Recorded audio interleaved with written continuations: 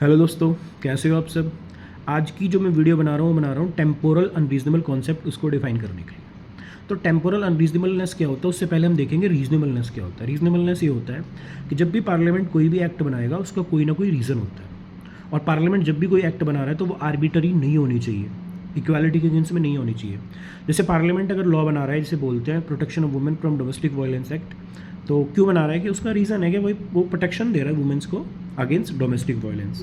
या अगर पार्लियामेंट कोई लॉ बना रहा है, जैसे पार्लियामेंट ने सपोज करो इंडियन कॉन्ट्रैक्ट एक्ट बनाया है, तो उसका रीज़न है कि जो कॉन्ट्रेक्चुअल राइट्स एंड लाइबिलिटी है, ऑब्लिगेशन है, पार्टी खुद ऑथराइज कर सकती हैं। जैसे अगर एक तीसरा लॉ मैं आपको बताऊँ, एक और एग्जांपल बताऊँ कि भारतीय साक्ष्य अधिनियम, ये जिसे बोलते हैं हम, पहले बोलते थे इंडियन एविडेंस एक्ट। तो अगर पार्लियामेंट ने वो लॉ बनाया तो क्यों बनाया, उसका भी एक रीज़न था कि पार्लियामेंट ने इसलिए बनाया है, ऑडी अल्टरम पार्टम एक कॉन्सेप्ट है, उसके बेस पे प्लेंटिफ और डिफेंडेंट दोनों के पास राइट हो कि वो अपने एविडेंस दे सकें। हम किसी को भी बिना सुने कोई भी सजा या कोई भी लाइबिलिटी उस पर इम्पोज नहीं कर सकते। ऐसे ही सपोज करो हमें कोई सिविल जस्टिस चाहिए, तो हमें सीपीसी के प्रोविज़न फॉलो करने पड़ेंगे, सिविल प्रोसीजर कोड की। ये एक रीज़न होता है हमने सीपीसी बनाया है।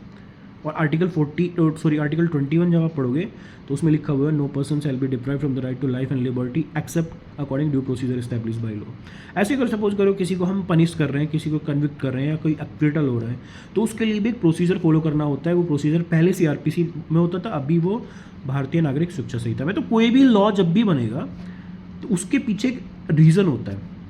और अगर सपोज करो कोई भी लॉ बनाए अनरीजनेबल है वो लॉ, ये सपोज करो वो आर्बिटरी है, या उस लॉ को बना के कोई भी लेजिस्लेचर क्या करता है कि इक्वालिटी क्रिएट नहीं कर रहा, बल्कि ऐसा कॉन्सेप्ट क्लियर कर रहा है जिससे डिस्क्रिमिनेशन सोसाइटी में बढ़ रहा है।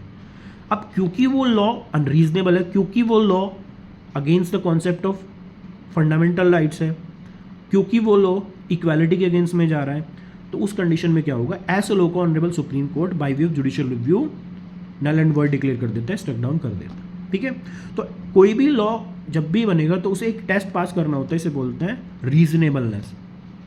तो रीजनेबलनेस का मतलब है कि that law must be based on some particular reason. और अगर ये प्रूव हो जाता है कि जो लॉ बना है उसको वो अनरीजनेबल है, इवन वो इक्वालिटी क्रिएट नहीं कर रहा, वो तो आर्बिटरनेस क्रिएट कर रहा है, वो आर्बिटरी है, तो उस कंडीशन में क्या होगा, honourable supreme court by way of judicial review उसको उड़ा देगा। ठीक है, ये तो कंफर्म है, आज के टाइम में हम सबको पता है, जितने भी लॉ स्टूडेंट हैं हम सब हैं, हम सबको पता है कि भैया अगर कोई लॉ ऐसा होता है which is going against part 3 of the constitution, means against which is going against fundamental rights, तो honourable supreme court by way of judicial review उसको स्टक डाउन या नल एंड वॉइड डिक्लेयर कर देगा।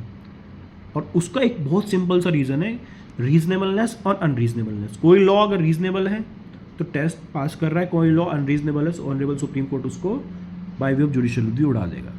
अब होता क्या है कि कभी कभी कुछ लॉ जिस टाइम पे बने थे वो रीजनेबल थे, लेकिन over the passage of time वो अनरीजनेबल हो गए। जैसे इसका एक बर्निंग एग्जांपल है, हमने एडल्ट्री कॉन्सेप्ट पढ़ा होगा और एक जजमेंट देखी होगी, Joseph Shine versus Union of India. Joseph Shine versus Union of India ने सेक्शन 497 ऑफ आईपीसी को अनकॉन्स्टिट्यूशनल डिक्लेयर कर दिया और बोल दिया no person can be master of any another person body. तो इवन हस्बैंड भी अपनी वाइफ की बॉडी का मास्टर नहीं हो सकता। हर किसी के पास आर्टिकल 14 के अकॉर्डिंग राइट टू इक्वालिटी है, हम सब फ्री हैं according to article 19 right to freedom है, article 21 right to life and liberty. तो हम सबके पास सब खुद का स्टेटस है और कोई किसी की बॉडी का मास्टर नहीं हो सकता। तो इसी बेस पे जो लॉ पहले से चला आ रहा था, 50 60 60 70 100 साल से चला आ रहा था, जो उस टाइम पे कॉन्स्टिट्यूशनल होता था, और over the passage of time वो अनकॉन्स्टिट्यूशनल बन गया। जैसे हमारा कॉन्स्टिट्यूशन डेवलप हुआ, जैसे हमें इक्वालिटी की डेफिनेशन जो चेंज होती रही, over the passage of time develop होती रही, फ्रीडम की डेफिनेशन चेंज होती रही, तो अभी क्या हुआ, जो पहले लॉ रीजनेबल था अभी क्या हो गया, अनरीजनेबल हो गया। इसे बोलते हैं कॉन्सेप्ट ऑफ टेम्पोरल अनरीजनेबलनेस। तो पहले हो सकता है उस टाइम पे वो लॉ रीजनेबल था, लेकिन अभी क्या हो गया, अनरीजनेबल हो गया। और यहीं से कॉन्सेप्ट हम पढ़ते हैं टेम्पोरल अनरीजनेबलनेस। अब मैं बना क्यों रहा हूँ ये वीडियो, क्योंकि अभी section 6A of citizenship act पे मैंने एक वीडियो बनाई थी। सेक्शन 6A क्या होता था, मैं जल्दी जल्दी आपको बता देता हूँ कि जो असम में इलीगल माइग्रेंट आए थे, तो 25 मार्च 1971 के बाद जितने भी माइग्रेंट आए हैं वो उनको सिटीजनशिप नहीं दी जाएगी। तो इस पर कॉन्फ्लिक्ट हो जाता है, जजमेंट ये केस पहुंच जाता है ऑनरेबल सुप्रीम कोर्ट में। सुप्रीम कोर्ट इस पे जजमेंट देता है कि जो डेट है 25 मार्च 1971 की डेट सही है। और इसके बाद अगर कोई इंडिया में आता है, असम में आता है बेसिकली बांग्लादेश से, तो उसको हम सिटीजनशिप नहीं देंगे।